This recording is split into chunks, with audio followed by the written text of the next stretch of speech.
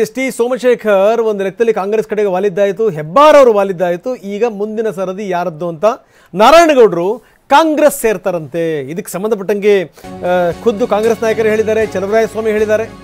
ಮಂಡ್ಯದಲ್ಲಿ ಮೈತ್ರಿ ಮಣಿಸಲಿಕ್ಕೆ ಆಪರೇಷನ್ ಹಸ್ತ ನಡೀತಾ ಇದೆಯಾ? ಮೈತ್ರಿ ಅಭ್ಯರ್ಥಿ ಇನ್ನೂ ಘೋಷಣೆ ಆಗಿಲ್ಲ, ಅದಕ್ಕಿಂತ ಮೊದಲೇನೇ ಈಗ ಆಪರೇಷನ್ ಆಟ ನಡೀತಾ ಇದೆ. ಮೊದಲಿಂದಲೂ ಕೂಡ ನಾರಾಯಣಗೌಡರು ಹೇಳ್ತಾ ಇದ್ರು, ಇಲ್ಲಿ ಸುಮಲತಾ ಅವರೇ ಸ್ಪರ್ಧೆ ಮಾಡಬೇಕು, ಬಿಜೆಪಿ ನಾಯಕರೇ ಸ್ಪರ್ಧೆ ಮಾಡಬೇಕು, ಜೆಡಿಎಸ್ಗೆ ಅವಕಾಶ ಕೊಡಬಾರದು ಅಂತ. ಈ ಅಸಮಾಧಾನ ಮೊದಲಿಂದನೂ ಇದ್ದೇ ಇತ್ತು ನಾರಾಯಣಗೌಡರಿಗೆ. ಹೀಗಾಗಿ ಅವರು ಸುಮಲತಾ ಪರವಾಗಿ ಬ್ಯಾಟಿಂಗ್ ಮಾಡಿದ್ರು. ಈಗ ಚುನಾವಣೆ ಹತ್ತಿರ ಬರ್ತಿರುವಂಥ ಸಂದರ್ಭದಲ್ಲಿ ನಾರಾಯಣಗೌಡರು ಪಕ್ಷ ಬಿಡ್ತಾರಂತೆ. ಕಾಂಗ್ರೆಸ್ ಸೇರುವಂಥದ್ದು ಖಚಿತ ಅನ್ನುವಂಥ ಮಾತನ್ನ ಚಲುವರಾಯಸ್ವಾಮಿ ಹೇಳಿದ್ದಾರೆ. ಕೃಷಿ ಸಚಿವ ಚಲುವರಾಯಸ್ವಾಮಿ ಅಂದರೆ ಮಂಡ್ಯದಲ್ಲಿ ಮೈತ್ರಿ ಅಭ್ಯರ್ಥಿಯನ್ನು ಮಣಿಸಲಿಕ್ಕೆ ಇನ್ನೂ ಯಾರು ಅಭ್ಯರ್ಥಿ ಅನ್ನುವಂಥದ್ದು ಗೊತ್ತಾಗಿಲ್ಲ. ಕುಮಾರಸ್ವಾಮಿ ಪ್ರಭಾಕರ್ ಹುಳಿಯ ಕೇವಲ 10 ಗುಂಟೆಯಲ್ಲಿ 50 ಲಕ್ಷ ಗಳಿಸ್ತಿದ್ದಾರೆ. ನೀವು ಕೂಡ ಅವರಿಂದ ಕಲಿಬೇಕಾ? ಅವ್ರ ಜೊತೆ ವಿಡಿಯೋ ಕಾಲ್ನಲ್ಲಿ ಮಾತಾಡಬೇಕಾ? ಈಗಲೇ ಫ್ರೀಡಮ್ ಆ್ಯಪ್ ಡೌನ್ಲೋಡ್ ಮಾಡಿ. ನಿಲ್ತಾರ ಕುಮಾರಸ್ವಾಮಿ ಅವರ ಪುತ್ರ ನಿಲ್ತಾರೋ ಗೊತ್ತಾಗಿಲ್ಲ. ಆದರೂ ಅದಕ್ಕಿಂತ ಮೊದಲೇನೇ ಎಲ್ಲೋ ಒಂದು ಕಡೆಗೆ ಆಪರೇಷನ್ ನಡೀತಾ ಇದೆ. ಬನ್ನಿ ಇದಕ್ಕೆ ಸಂಬಂಧಪಟ್ಟಂಗೆ ಚಲುವರಾಯಸ್ವಾಮಿ ಏನು ಹೇಳಿದ್ರು ನೋಡೋಣ. ನಾರಾಯಣಗೌಡರು ಜೊತೆ ಮಾತನಾಡಿದ್ವಿ, ಸಂಪರ್ಕದಲ್ಲಿದ್ದಾರೆ. ಆದಷ್ಟು ಬೇಗ ಅವರು ಮತ್ತು ನಮ್ಮ KR ಪೇಟೆಯ ಗಾಂಧಿ ಅಂತ ಅನ್ಸ್ಕೊಂಡಂಥ ಕೃಷ್ಣ ಅವರು ಏನಿದ್ದಾರೆ, ಅವರ ಹಿಂಬಾಲಕರಾಗಿ ನಮ್ಮ ಅಂಬರೀಷ್ ಇರ್ಬೋದು, ಇನ್ನೊಬ್ಬ ನಮ್ಮ ಮಂಜು ಅಂತ ಇರ್ಬೋದು, ಜವರಾಯಗೌಡರು ಇರ್ಬೋದು, ಜವರಾಯಗೌಡ ಅಂತ ಇರ್ಬೋದು, ಬೂಕಂಕೆರೆ ಜವರಾಯಗೌಡರು ಇರ್ಬೋದು, ಈ ಥರ ಒಂದು 100 ಜನ ಏನು ಇವತ್ತು ನಮ್ಮ ಕಾಂಗ್ರೆಸ್ನಲ್ಲೇ ಇದ್ದು ಕೆಲವಾರು ಇದರಿಂದ ಅವರು ನಾರಾಯಣಗೌಡರ ಜೊತೆ ಹೋಗಿದ್ರು. ಈಗ ಅದೇ ನಾರಾಯಣಗೌಡರು ಅವರು ಎಲ್ಲರೂ ಒಟ್ಟಾಗಿ ಸೇರೋ ಸಾಧ್ಯತೆ ಇದೆ. ಯಾವುದೇ ಕಂಡೀಷನ್ ಇಲ್ಲ. ಸೊ ಪಕ್ಷದ ಎಲ್ಲ ಸಿದ್ಧಾಂತಗಳಿಗೆ ಅವರು ಸಂಪೂರ್ಣವಾಗಿ ಸಹಕಾರ ಕರ್ಕೊಂಡು ಮಾಡ್ತಾರೆ. ಬಂದ ಮೇಲೆ ಯಾರ್ಯಾರಿಗೆ ಈ ಪಕ್ಷ ಗೌರವ ಕೊಡಬೇಕು, ಈಗ ನಾವೆಲ್ಲ ಚೆನ್ನಾಗಿಲ್ವ ಕಾಂಗ್ರೆಸ್ನಲ್ಲಿ, ನಮ್ಮನ್ನೆಲ್ಲ ಗೌರವ ನಡೆಸ್ಕೊತಾ ಇಲ್ವ, ಅಷ್ಟೇ ಬರೋದಕ್ಕಿಂತ ಮೊದಲು ಏನು ಕಂಡೀಷನ್ ಕೇಳದೇ ಇರೋರೇ ಪಕ್ಷದಲ್ಲಿ ಹೊಂದಾಣಿಕೆ ಮಾಡ್ಕೊಂಡು ಹೋಗಕ್ಕೆ ಸಾಧ್ಯ. ಹೌದು, ಮಂಡ್ಯದಲ್ಲಿ ಮೈತ್ರಿ ಅಭ್ಯರ್ಥಿಯಾಗಿ HD ಕುಮಾರಸ್ವಾಮಿ ಕಣಕ್ಕಿಳಿತಾರ?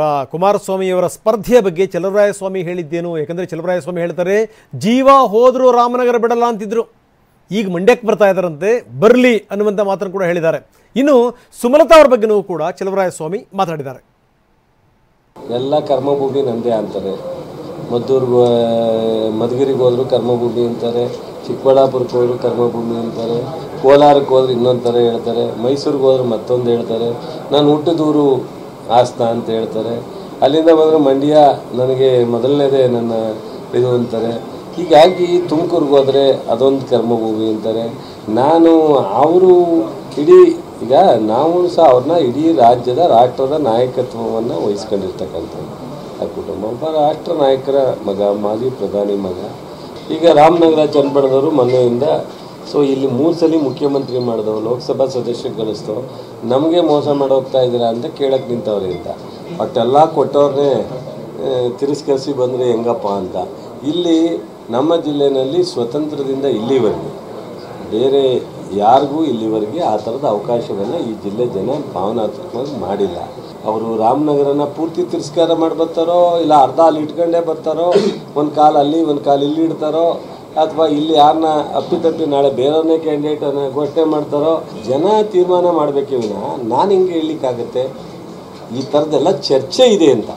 ಏನಾಗುತ್ತೆ, ರಾಮನಗರದವ್ರು ಮಾತಾಡೋನಾಗ ಒಂದು ತಪ್ಪು ಮಾಡ್ತಾ ಇದ್ದಾರೆ ಅವರು ಜನತಾದಳದವ್ರೆ, ನನಗೆ ಹಳೆ ಸ್ನೇಹಿತರು. ಇಲ್ಲಿ 3 ಬಾರಿ ಮುಖ್ಯಮಂತ್ರಿ ಮಾಡಿದಂಥ ಜಿಲ್ಲೆ, ಇದನ್ನು ಬಿಡಲ್ಲ ಯಾವತ್ತೂ ನಾನು ಕೊನೆಗೆ ಲಾಸ್ಟು ದೇಹ ತ್ಯಜಿಸಿದ್ರೂ ಇಲ್ಲೇ ಅಂತ ಹೇಳಿದಂಥವ್ರು. ಆದರೆ ಇವತ್ತು ರಾಮನಗರ ಜಿಲ್ಲೆ ಬಿಟ್ಟು ಹೋಗ್ತಾವ್ರಲ್ಲ, ಅದಕ್ಕೆ ನಾನು ಉತ್ತರ ಹೇಳೋಕ್ಕಾಗುತ್ತೆ, ನನ್ನ ಹತ್ರ ಚರ್ಚೆನೇ ಮಾಡಬೇಡ ಅನ್ನೋದು. ನಾವಿಬ್ಬರು ಎದುರುಗಡೆ ನಿಂತ್ಕೊಂಡಾಗಲೂ ಅದೇ ವಿಶ್ವಾಸ ಇತ್ತು. ಹಾಗಾಗಿ ಅಂಬರೀಷ್ ಅವರ ಶ್ರೀಮತಿ ಸುಮಲತಾ ಅವ್ರ ಜೊತೆ ನಾವು ಒಂದು ಕುಟುಂಬದ ರೀತಿ ಸಂಬಂಧ ಇದೆ. ರಾಜಕಾರಣ ಸಂದರ್ಭಗಳು ಏನೇನು ಆಗ್ತವೆ ಅಂತ ಒಂದೊಂದು ಸಲ ಹೇಳೋಕ್ಕಾಗಲ್ಲ. ವೈಯಕ್ತಿಕವಾದಂಥ ವಿಶ್ವಾಸ ಸಂಬಂಧದ ಬಗ್ಗೆ ಯಾವುದೇ ಥರದ ಡಿಫ್ರೆನ್ಸ್ ಇಲ್ಲ.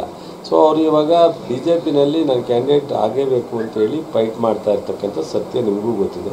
ಇನ್ನೂ ಜನತಾದಳಕ್ಕೆ ಬಿಟ್ಟುಕೊಟ್ಟಿದ್ದೀವಿ ಅಂತೇಳಿ ನಿನ್ನೆ ಘೋಷಣೆ ಆಗಿದೆ. ಈಗ ಜನತಾದಳದರೇ ಕ್ಯಾಂಡಿಡೇಟ್ನ ಘೋಷಣೆ ಮಾಡ್ತಕ್ಕಂಥದ್ದು. ಈ ನಿನ್ನೆವರೆಗೂ ಅವರು BJP ಸೇರುತ್ತಾ, ಸುಮಲತವ್ರಿಗೆ ಕೊಡ್ತಾರಾ ಅಥವಾ ಜನತಾದಳಕ್ಕೆ ಬಿಟ್ಕೊಡ್ತಾರಾ ಅನ್ನೋ ಒಂದು ಆತಂಕ ಆಯಿತು. ನಿನ್ನೆ ಅವರ ಪಾರ್ಟಿಯ ಮುಖ್ಯಸ್ಥರು ಕೋಲಾರ ಮತ್ತು ಮಂಡ್ಯ, ಇದು ಹಾಸನ ಮೂರನ್ನು ಜನತಾದಳಕ್ಕೆ ಬಿಟ್ಟಿದ್ದೀವಿ ಅಂತ ಹೇಳಿದ ಮೇಲೆ ಈಗ ಉಳಿದಿರ್ತಕ್ಕಂಥ ಸುಮಲತನ ಹೆಸರು ಘೋಷಣೆ ಮಾಡಲಿ. ಬಹುಶಃ ಅದಾದ ಮೇಲೆ ಸುಮಲತನ ಅಡುಗೆ ಏನು ಅಥವಾ ಅವ್ರ ಜೊತೆ ಹೊಂದಾಣಿಕೆ ಮಾಡ್ಕೊಂಡು ಹೋಗ್ತಾರಾ ಇಲ್ವಾ ಅನ್ನೋದು ಅವ್ರು ತೀರ್ಮಾನ ಮಾಡಬೇಕು. ನಾನು ಈ ಸಂದರ್ಭದಲ್ಲಿ ಅವ್ರ ಬಗ್ಗೆ, ಯಾಕೆಂದರೆ ವೈಯಕ್ತಿಕವಾಗಿ ಅವ್ರ ಬಗ್ಗೆ ಗೌರವ ಇರೋದ್ರಿಂದ ನಾನು ಯಾವುದೇ ಸಂದರ್ಭ ಬಂದಾಗಲೂ ನಾನು ಆ ಥರದ್ದು ಮಾತಾಡಿಲ್ಲ. ಈಗಲೂ ಅವ್ರ ತೀರ್ಮಾನ ಅವ್ರಿಗೆ ಬಿಡಲ್ಲ. ಸುಮಲತಾ ಬಗ್ಗೆ ರಾಜಕೀಯ ಇದೆಲ್ಲದರ ಜೊತೆಗೆ ಚನ್ನಪಟ್ಟಣದಲ್ಲಿ HD ಕುಮಾರಸ್ವಾಮಿ ಇವತ್ತು ಸಭೆ ಮಾಡ್ತಾ ಇದ್ದಾರೆ. Very important meeting. ಅದರಲ್ಲೂ ಆಸ್ಪತ್ರೆಗೆ ಹೋಗಿ ಎದ್ದು ಬಂದಾದ ಮೇಲೆ ಕುಮಾರಸ್ವಾಮಿ ಅವರು ಮಾಡ್ತಿರುವಂಥ ಮೊದಲ ಮೀಟಿಂಗ್ ಇದು. ಅಭ್ಯರ್ಥಿ ಯಾರಾಗಬೇಕು, ಏನು ಎತ್ತ, ಸ್ಥಿತಿಗತಿಗಳು ಯಾವ ರೀತಿ ಇದೆ, ಇದೆಲ್ಲದರ ಜೊತೆಗೆ ಕಾರ್ಯಕರ್ತರ ಸ್ಪಷ್ಟ ಅಭಿಪ್ರಾಯಗಳೇನೇನು, ಇದೆಲ್ಲದರ ಬಗ್ಗೆ ತಿಳಿಲಿಕ್ಕೆ ಕಾರ್ಯಕರ್ತರ ಜೊತೆಗೆ ಇವತ್ತು ಸಮಾಲೋಚನೆ ಮಾಡ್ತಾರೆ. ಚನ್ನಪಟ್ಟಣದ ಕಾರ್ಯಕರ್ತರ ಜೊತೆಗೆ ಸಮಾಲೋಚನೆ. ಒಂದು ಬದಲಾದಂಥ ಸಂದರ್ಭ ಸನ್ನಿವೇಶದಲ್ಲಿ ಯಾವ ರೀತಿ ಇರುತ್ತೆ ಅಂತಂದರೆ, ಕುಮಾರಸ್ವಾಮಿಯವರ ಪರವಾಗಿ ಈಗ ಕುಮಾರಸ್ವಾಮಿಯವರ ಎದುರುಗಡೆಗೆ ಸೋತಿರುವಂಥ BJP ನಾಯಕರುಗಳು ಕೂಡ ನಿಲ್ಲಬೇಕು. ನಾನು ಯೋಗೀಶ್ ಅವ್ರ ಬಗ್ಗೆ ಹೇಳ್ತಾ ಇದ್ದೀನಿ. ಸೊ ಅವರು ಕೂಡ ಈ ವಿಚಾರ ಸಂಬಂಧಪಟ್ಟಂಗೆ ಭಾಳ ಓಡಾಡ್ತೀನಿ, ನೋಡ್ತಾ ಇರಿ, ಗೆಲ್ಲಿಸ್ತೀವಿ ಅನ್ನೋಂಥ ಮಾತನ್ನು ಹೇಳ್ತಾ ಇದ್ದಾರೆ. ಆದರೆ ಒಂದು ವೇಳೆ ಏನಾದರೂ HD ಕುಮಾರಸ್ವಾಮಿ ಅವರು ಇಲ್ಲಿಂದ ಗೆದ್ದು ಹೋದರೆ ಇಲ್ಲಿ ತೆರವಾಗುವಂಥ ಸ್ಥಾನ ಏನಿದೆಯಲ್ಲ, ಆ ತೆರವಾಗುವಂಥ ಸ್ಥಾನ ಬಹುಶಃ ನನ್ನ ಪಾಲಾಗಬಹುದು ಅನ್ನುವಂಥ ಒಂದು ಮನೋಭಾವನೆ ಅತ್ಯಂತ ಸಹಜವಾಗಿಯೇ ರಾಜಕಾರಣದಲ್ಲಿ ಒಂದು ಲೆಕ್ಕಾಚಾರಗಳು ಇದ್ದೇ ಇರುತ್ತವೆ. ಅದೇ ರೀತಿಯ ಲೆಕ್ಕಾಚಾರಗಳು ಕೂಡ ನಡೀತಾ ಇರುತ್ತೆ. ಸ್ಥಿತಿಗತಿಗಳು ಯಾವ ರೀತಿ ಇದೆ, ಮಂಡ್ಯದಲ್ಲಿ ತಾವೇ ನಿಲ್ಲಬೇಕಾ ಅಥವಾ ತಮ್ಮ ಮಗನನ್ನು ನಿಲ್ಲಿಸಬೇಕಾ, ಇದಕ್ಕೆ ಸಂಬಂಧಪಟ್ಟಂಗೆ ಚನ್ನಪಟ್ಟಣ ಕಾರ್ಯಕರ್ತರ ಜೊತೆಗೆ ಇವತ್ತು ಕುಮಾರಸ್ವಾಮಿ ಸಭೆ ಮಾಡ್ತಾರೆ.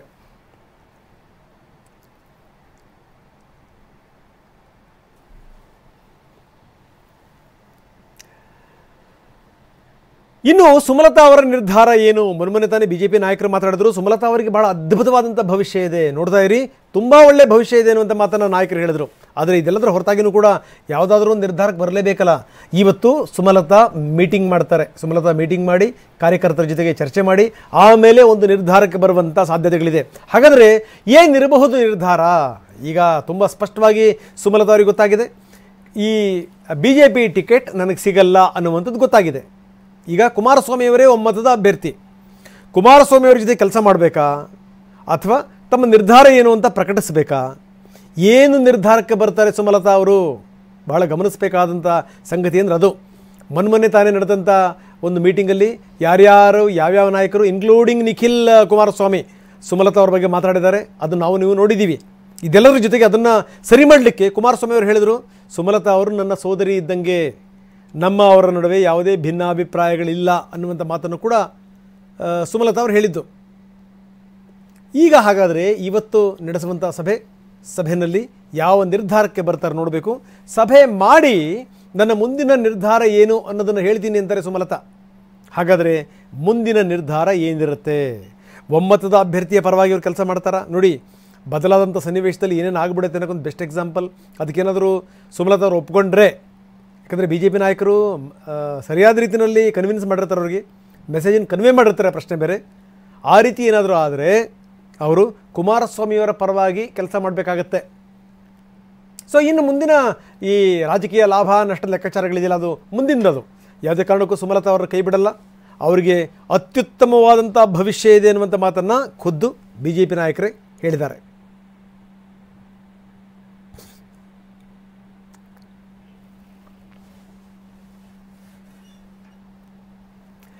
ಒಂದು ಕಡೆಗೆ ನಾವು ನೋಡ್ತಾ ಇದ್ದೀವಿ, ನಾರಾಯಣಗೌಡರು ಕಾಂಗ್ರೆಸ್ಸಿನ ತೆಕ್ಕೆಗೆ ಸರಿತಾರೆ ಅಂತ. ಇದಕ್ಕೆ ಸಂಬಂಧಪಟ್ಟಂಗೆ ಚಲವರಾಯಸ್ವಾಮಿ ಸುದೀರ್ಘವಾಗಿ ಮಾತಾಡಿದ್ದಾರೆ. ಚಲವರಾಯಸ್ವಾಮಿ HD ಕುಮಾರಸ್ವಾಮಿ ಅವ್ರ ಬಗ್ಗೆಯೂ ಮಾತಾಡಿದ್ದಾರೆ. ಇದೆಲ್ಲದರ ಜೊತೆಗೆ ಸುಮಲತಾ ಅವ್ರ ಬಗ್ಗೆಯೂ ಕೂಡ ಮಾತಾಡಿದ್ದನ್ನು ನೀವು ನೋಡಿದ್ವಿ. ಅಂದರೆ ಸುಮಲತಾ ಅವ್ರಿಗೂ ನಮಗೂ ಯಾವುದೇ ಭಿನ್ನಾಭಿಪ್ರಾಯಗಳಿಲ್ಲ, ನಾವೊಂಥರ ಒಂದೇ ಕುಟುಂಬದ ಸದಸ್ಯರಿದ್ದಂಗಿದ್ದೀವಿ ಅನ್ನುವಂಥ ಮಾತನ್ನು ಚಲವರಾಯಸ್ವಾಮಿ ಹೇಳಿದರು. ಒಂದು 2-3 ತಿಂಗಳ ಹಿಂದೆ, ಒಂದು 4-5 ತಿಂಗಳ ಹಿಂದೆ ಇದೇ ಚಲವರಾಯಸ್ವಾಮಿ ಏನು ಮಾತಾಡಿದರು ಸುಮಲತಾ ಅವರ ಬಗ್ಗೆ, ಅದೆಲ್ಲದೂ ಕೂಡ ಗೊತ್ತಿರುವಂಥ ಸಂಗತಿ. ಇನ್ನು ಸುಮಲತಾ ಇವತ್ತು ಕಾರ್ಯಕರ್ತರ ಸಭೆ ಮಾಡ್ತಾ ಇದ್ದಾರೆ. ಸಭೆ ಮಾಡಿ ಅಂತಿಮ ನಿರ್ಧಾರಕ್ಕೆ ಬರ್ತಾರೆ. ಹಾಗಾದರೆ ಏನೇನು ಡೆವಲಪ್ಮೆಂಟ್ಸ್ಗಳಿದೆ, ನಮ್ಮ ಪ್ರತಿನಿಧಿ ಪ್ರಶಾಂತ್ ಈಗ ನಮ್ಮೊಂದಿಗೆ ನೇರ ಸಂಪರ್ಕದಲ್ಲಿದ್ದಾರೆ. ಪ್ರಶಾಂತ್, ಭಾಳ ಗಮನಿಸಬೇಕಾದಂಥ ಸಂಗತಿ ಯಾರ್ಯಾರ ನಿರ್ಧಾರ ಏನು? ಒಂದು ಕಡೆಗೆ ಕುಮಾರಸ್ವಾಮಿ ಸಭೆಯನ್ನು ಮಾಡ್ತಾ ಇದ್ದಾರೆ ಚನ್ನಪಟ್ಟಣದಲ್ಲಿ. ಅಂದರೆ ಕಾರ್ಯಕರ್ತರು ಏನು ಹೇಳ್ತಾರೆ ಅದಾದಮೇಲೆ ಒಂದು ನಿರ್ಧಾರಕ್ಕೆ ಬರಬೇಕು ಅನ್ನುವಂಥ ಇರಾದೆ ಅವ್ರದ್ದು. ಇನ್ನೊಂದು ಕಡೆಗೆ ಸುಮಲತಾ ಅವರು ಕೂಡ ಕಾರ್ಯಕರ್ತರ ಜೊತೆ ಸಭೆ ಮಾಡ್ತಾ ಇದ್ದಾರೆ. ಸಭೆ ಮಾಡಿ ಒಂದು ಅಂತಿಮ ನಿರ್ಧಾರಕ್ಕೆ ಬರ್ತಾರೆ. ಇನ್ನೊಂದು ಕಡೆಗೆ ನಾರಾಯಣಗೌಡರನ್ನ ಸೆಳೆಯಲಿಕ್ಕೆ ಕಾಂಗ್ರೆಸ್ ಎಲ್ಲ ರೀತಿಯ ಸಿದ್ಧತೆ ಮಾಡಿಕೊಂಡಿದೆ. ಏನೇನು ನಡೀತಾ ಇದೆ ಕ್ಷೇತ್ರದಲ್ಲಿ?